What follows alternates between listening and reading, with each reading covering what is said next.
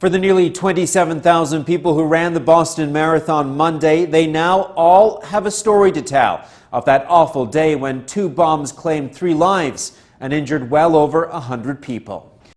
The community coming together in Glens Falls tonight to light a candle for those lost in the Connecticut school shooting.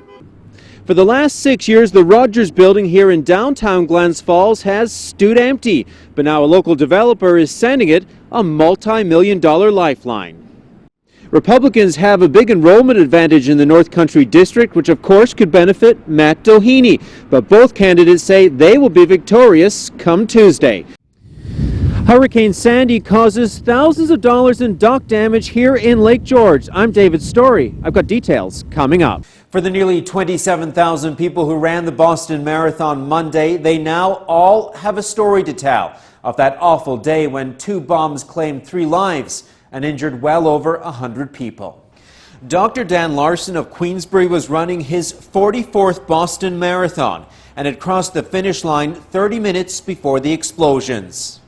We didn't realize how bad it was for the first couple of minutes. And then you have all these emotions of you feel horrible for the people who are injured, and then as only a runner can say, it's silly, but we felt horrible for all those runners whose dream it was to finish Boston, who were just stopped and couldn't finish.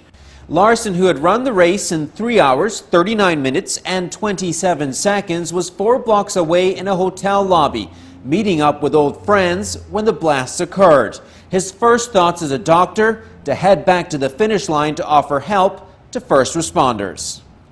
Then I asked, some of the policemen, do they need medical help? I'm a physician, I'm not an ER doc, and they said, no, I think they're all mobilized.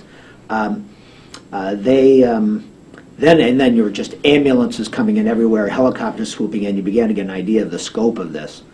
With several downtown blocks quickly closed off by authorities, cell service shut off because of a fear a phone could detonate another device, and trains shut down. The next challenge was getting out of the city. A group of 5 of us that got together, a nice couple from Ottawa, Ontario, a nice couple from Pennsylvania, and we walked back up what was just a pastorally beautiful Commonwealth Avenue, the magnolias in bloom, and it's all this beauty. And then we walked past a place called Kenmore Square, for those who are familiar with Boston, to where you could get back out onto an open road. And we just stuck out our thumbs. It's something I hadn't done for probably 40 years.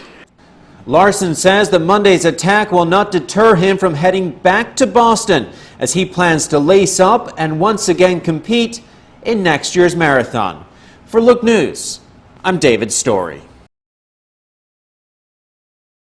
The community coming together in Glens Falls tonight to light a candle for those lost in the Connecticut school shooting.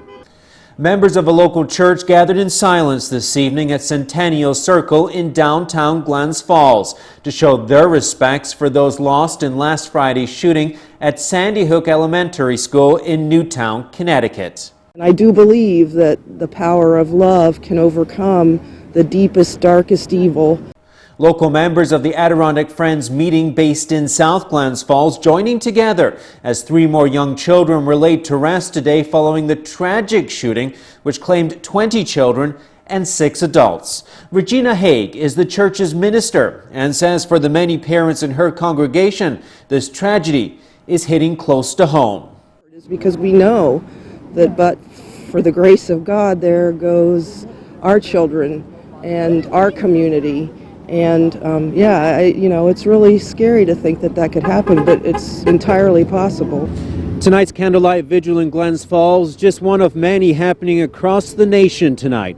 In Glens Falls, for CBS 6 News, I'm David Storey.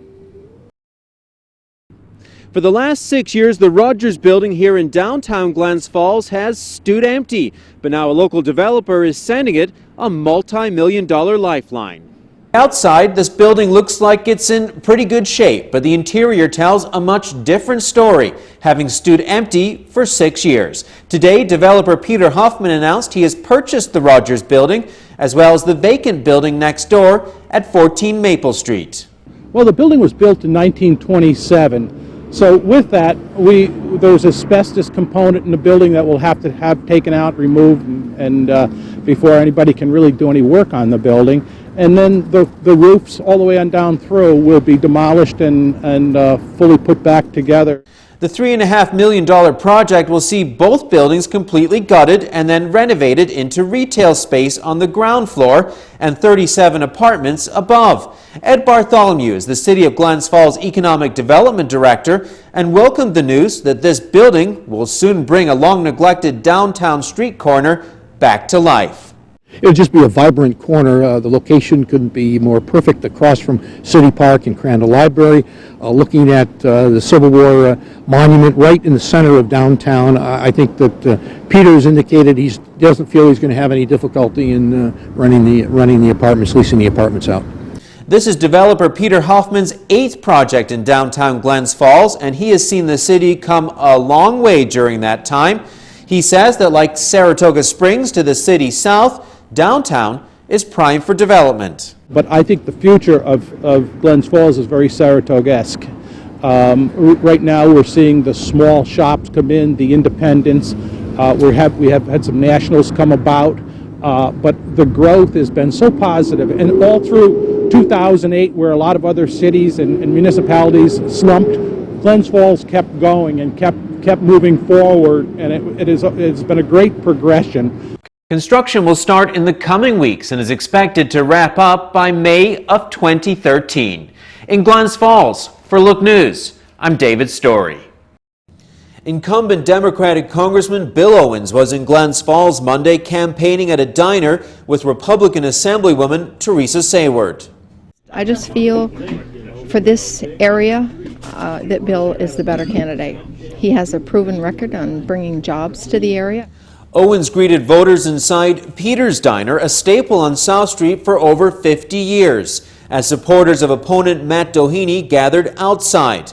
A little later in the day, they got a chance to cheer on their guy, who was joined by former Governor George Pataki. This race reminds me so much of my first race when I ran for governor. Very close and very important.